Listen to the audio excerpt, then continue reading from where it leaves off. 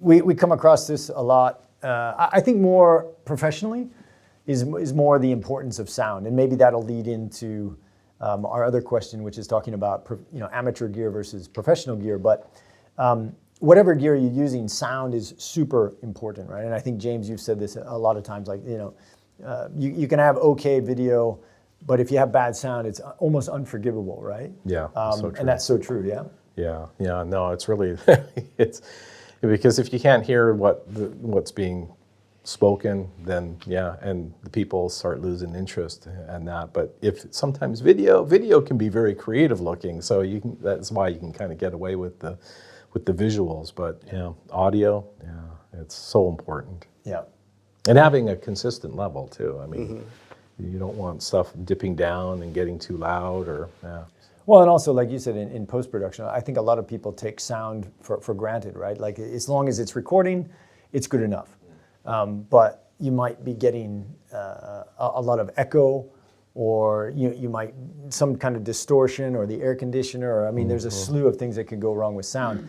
And some of them we can correct in post. Yep. But a lot of them, like just the preparation, and also this is leading into the gear, but like, we're using high-end microphones today, and that's the standard. Like, that's got to be the benchmark for us of what we're using. But a lot of people don't take that into consideration, right? So sound, is pretty unforgiving if you're really trying to come across as professional, right? Like, you might have a really good video, but then if the sound is crap, then you've lost it. And there are different levels, of course. Like, I mean, there's videos I've come across that the sound is so bad that I have to, like, turn it off like immediately, because it's like makes my ears bleed. But then, but then there's okay, I can understand, I can hear everything. But when you get nice sound, it's a treat to your ears. Yeah, it's like think of it as how you would want to listen to music is how your video should sound as well. It's not, maybe it's not music, but it's it should be pleasing and a treat, and that keeps you engaged. Maybe people don't even realize it, but when you have nice sound, something's flickering in your brain that's making you enjoy it more. So, well, I think that's what kind of what I found anyway, is like the average person that was watching some of our early stuff and pretty much any level they did see a difference in video quality and also sound quality, right? And you probably get this with photographs as well, right? It's very different. You can definitely tell if that picture's been taken on an iPhone versus in a studio, right? And you can tell the same thing with the video and the sound quality as well, right? It's something that probably isn't appreciated, but subliminally they're going to appreciate it because it's much better than what else is out there, right? So, yeah. Gear. Let's talk about amateur. Dermot, how about for photography, amateur gear versus professional gear? And kind of going back to the question of, like, can't I do this myself, right? Do you, like, I don't know which, this is more like off. I don't know where you want to go in terms of gear or. Okay, it's a very good question. And I think what I'm going to say is really particular to Japan, or particularly, especially in Tokyo. But I have a small studio, and the gear I have in the studio is professional quality light stands, heavy duty, heavy metal. And I will always only use professional camera gear, professional lenses, professional glass or filters in front of those. However, I have some cheap, amateur almost gear-like, or cheap quality stuff. And the reason I have it is sometimes when I have to go out to a client's site, I have to bring everything with me. I don't have a car. I see lovely photographers in other places in Australia and the US. They load it up into the back of a four-wheel drive and they go to the client's site and they've got the whole gear with them. I can't do that. I can only carry the stuff on a subway train, in a crowded train. So sometimes it has to be very light in terms of light stands and soft boxes. Okay, so that's like not professional gear. But the capturing of the image is never compromised. Okay, so that cheap non-professional gear, it'll break. I know it'll break, but it's cheap. If I have to use it again and I have to buy another one again, that's not a problem. But the point is I can get to a place and I can do a job, a professional job, but I'm using sometimes less than high quality gear. I think the clients probably don't mind that too much if they see you, at least you have the camera gear and lenses that looks like top quality names, whether it's Sony or Nikon or Canon. They don't pay too much attention because there's so many brand names out there anyway for the ancillary stuff that they're not sure which is the good ones and which is not the good ones. But the point for me is it's simply practical. It's lightweight. I can put it into a small bag and bring it with me, plus the camera bag, get on a train or get in a taxi and move around. Now, in other places, you wouldn't be faced with that kind of same level of restriction. But yeah, in that case, I use less than professional gear. Yeah, well, I mean, in terms of, again, more in line with the people actually using it, right? So I'm more like amateurs using amateur gear versus like professionals using either amateur gear or professional gear, right? It's like people know what they're doing, right? I mean, do you find that, going back to profile pictures, that people think that a picture is easy to do?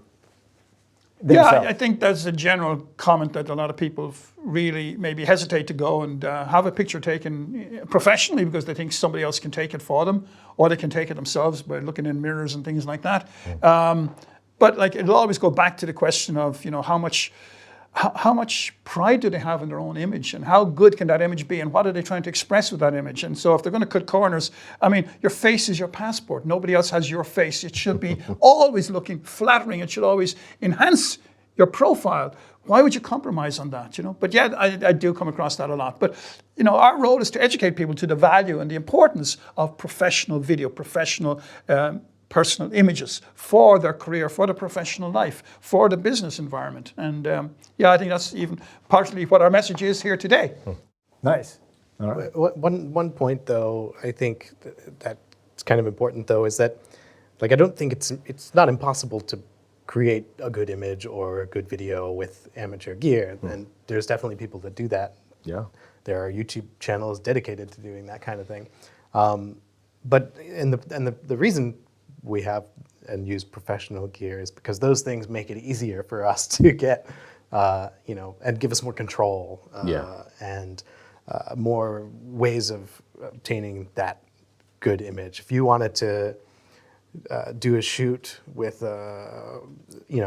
some lamps in your house and a phone camera or something like that, there are ways that you can create a nice looking image or a nice looking video. It's going to be hard to do, and it's going to be probably more trouble than it's worth if you want to consistently do that.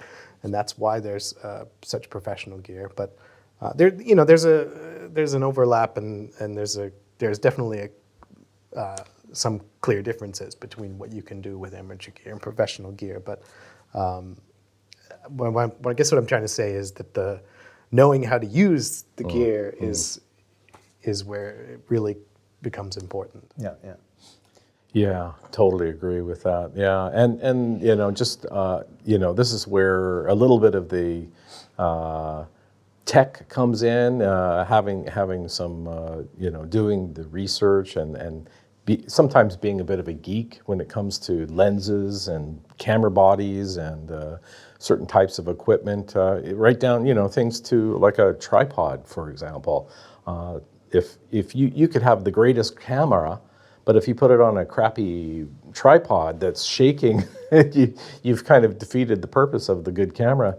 So, I mean, choosing a good tripod is important. Choosing good glass, especially important for, I think, professional level photography. Like you say, you could have a pro behind a camera that is less than, professional. I mean, but on the other hand, I think it's important to understand what's happening with the technology today. To the video that we're shooting right now, I'm very confident with this technology to keep us in focus the whole time, and that's really key. So we can do this without somebody monitoring us, and I know when I look at this afterwards, it's just going to be tack sharp on us all. So But we have a full crew of people working behind these cameras. There's one website a photography website that I occasionally go to, and they have things like articles like, you don't have to spend $70 on a reflector. You can make one for $5. And they showed it before and then the final after picture, and it looks good. What they actually showed you was get a cardboard box, open it up, buy a roll of tinfoil, tape the tinfoil to the cardboard box, and now you have a reflector. And yes, the final image was good, but could you imagine what that image says to any client coming in? You produce this amateurish cardboard box with tinfoil, Yeah. and you know you're trying to charge a professional rate. Well, that's the wrong image you're going to give if you're trying to, that's a good you know, point. cut corners like that. So, you know, people do need to be wary of not having the wrong quality gear that is going to send a wrong signal, and it's actually going to hurt you in the long run because you're not going to be able to meet your price level point to cover your costs if you're showing them you're doing it on the cheap. Right.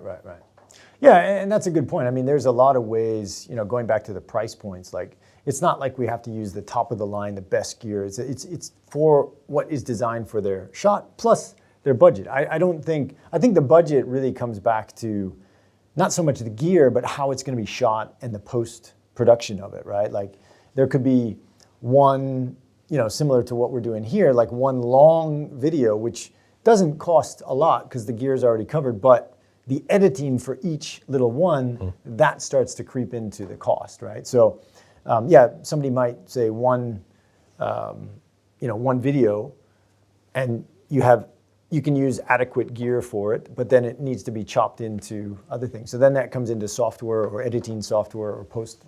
So Yep. lots of Exactly. things to consider on the shot. So Yeah, and I think that's one of the things kind of that sort of brings us back to that earlier point about can I do it myself? Yeah, but you know, what do you do when your shot is underexposed and that? Are you gonna just reshoot it, or you know, or do you go buy some software and now you've got to learn how to use that software and well, time is and then all the exactly Yeah. It's a full-time job. It definitely is, yeah. I mean, I think that, you know, that's something that we didn't really talk about, which is the time involved to actually get it right. So even if you're doing it with mediocre stuff, it takes a lot of time to do the shooting, the editing, the uploads, the rendering, and everything. So yeah, a lot of things to consider, and that's why we hopefully make it a lot easier on people to do. So.